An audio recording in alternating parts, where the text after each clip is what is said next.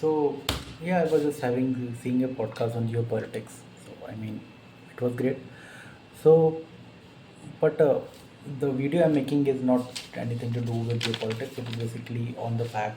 I will always talk about psychology. I will always talk about how the human mind actually operates, and how it has the ability to uh, demoralize you to thinking that whatever you are feeling right now, whatever you are facing right now, is your own problem. Understand that your mind is not completely your friend. Your mind is a very strategic thing. It will treat you fairly if you treat the world fairly. The mind actually is a feedback loop that you get how you act in the world. The mind is not something that is acting independently of your feedback from the world. Whatever your feedback you get from the world, the mind treats you as this. So if you have a problem with your own mind, you don't have a good relationship with your own mind, maybe you're doing something wrong in the real world with the people around you, in your relationships or something else. You're being too nice to something that you don't understand. You're being too nice to people who you shouldn't be nice to. You're being dick to people who you shouldn't be dick to. uh, so I mean dick towards, and that's the thing you need to change. If you change this cycle, if you completely ignore the people who deserve your ignorance and love people who deserve your love, then maybe the mind will treat you fairly. Because the problem with the mind is basically saying this: why are we preferring something that is against us? Why are we preferring something that is giving us the wrong feedback? Because feedback matters for the mind. Like अगर आपको किसी चीज़ पे अच्छा feedback मिल रहा है या बुरा feedback मिल रहा है, माइंड के लिए बहुत इंपॉर्टेंट है. अगर आपकी किसी चीज़ पे तारीफ हो रही है तो माइंड के लिए बहुत इंपॉर्टेंट है. अगर किसी चीज़ पे बहुत बुराई हो रही है तो वो माइंड के लिए बहुत इंपॉर्टेंट है. बुराई हो भी रही है अगर, तो एटलीस्ट लॉन्ग टर्म में वो चीज़ अच्छी साबित होनी चाहिए. ऐसा नहीं होना चाहिए कि मतलब बुराई हो ही जा रही है, हो ही जा रही है, हो ही जा रही है, हो ही जा रही है, and there is no longer term, I mean say, of there's nothing good on the longer side. Like आपकी बुराई हो रही है और आगे भी हो रही है, so there's nothing good about this. So I will say in the long term, if things are going very good, then you can face problems now. But if you are not seeing things on the long term, if you're not facing any, you're not challenging any goals on the long term, then don't go for the short term problems. So short term problems are the are the current reason for the basic depression right now. And uh, and we can really talk about this on a scale that we should be talking about, because that is the basic uh, problem of everything. Like if you try to raise a conflict within ourselves, conflict with with the people that we love and care about, conflict within the families, conflict within the states, conflict within countries, it always lead back to psychology, inner psychology. And the inner psychology is the one reason that we should be going towards. As a society, we should be more advancing us towards this, how how our own subconscious acts.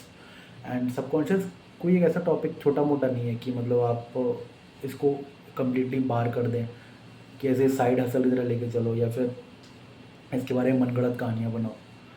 आप subconscious चीज़ को किसी भगवान से जोड़ने से बेहतर है इसको साइकोलॉजिकली समझें पहले, उसके बाद किसी भगवान जोड़ने की कोशिश करें. और कौन से भगवान जोड़ना है वो आपकी मर्ज़ी.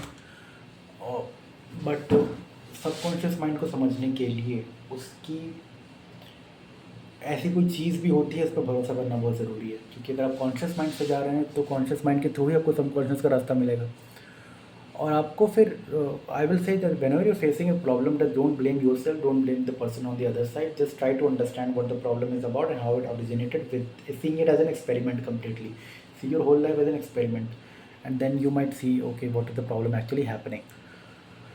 So yeah, I mean, everything is connected via psychology. Even if we talk about Hinduism and what Hinduism stands for and what Hinduism stood for throughout generations after generations, it never stood on any belief.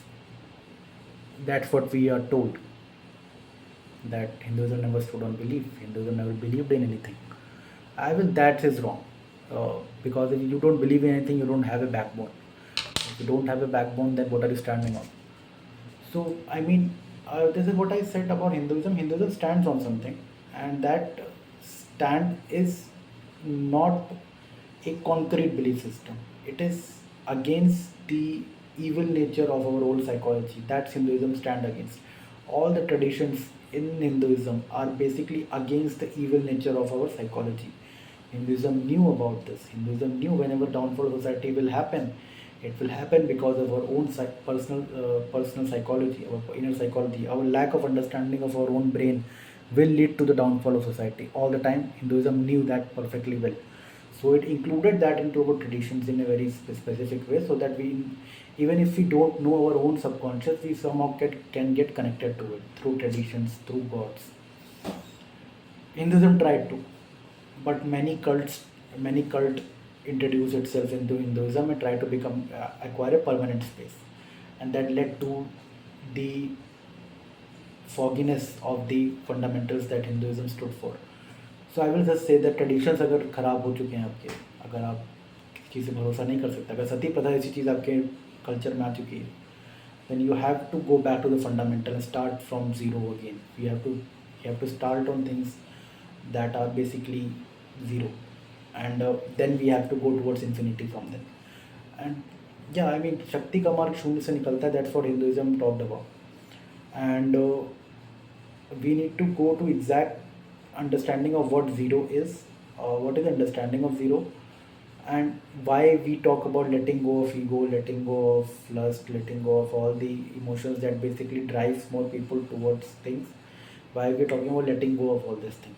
Why Hinduism forces?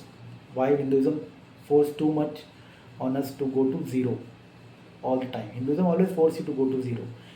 शून्य पे ही फेंकने की कोशिश करता है Hinduism हमेशा. ये छोड़ दो, वो छोड़ दो, खाना कम खाओ, चिकन मत खाओ, कुछ भी मत खाओ, एंड उससे ऐसे बात करो, उसके साथ जुट के बात करो, and that's all. I don't know, is there a way Hinduism trying to talk to us, और is there something Hinduism trying to tell us that if you go to your zero state you will find something? I don't know. Maybe it's trying to attach people with their own subconscious mind, and the only way to do that is letting go of your own ego and your own desires. But that is a very difficult thing to get, so I will not suggest you to go to that way. I will try to make you understand things without practicing too much in a difficult way. So if you can understand things in a simple way, then it will be good. As a basic videos, I will try to contact you through the videos, or through shorts, through YouTube shorts. I will try to talk about things that really matter to me personally, on a personal level, that help me a lot to get out of stupid situations. And right now, I've only known about this for like a year and a half. That's all I know. And at first, when I knew about this, it was difficult for me to understand, but whatever. So, subconscious understanding is what we are going to target now. So, what is subconscious understanding, and how can we better our life with our subconscious understanding, or why is it necessary to have a subconscious understanding of our own lives? Because if there were no subconscious understanding, then also the lives are going great, everything is good, everything. But maybe just to save ourselves from the future problems. Because 10 years down the line, 5 years down the line, the problems we are going to get, we need to predict it before it can ever happen to us. So, and we, at least if we cannot predict it, at least we should not react to it too hard.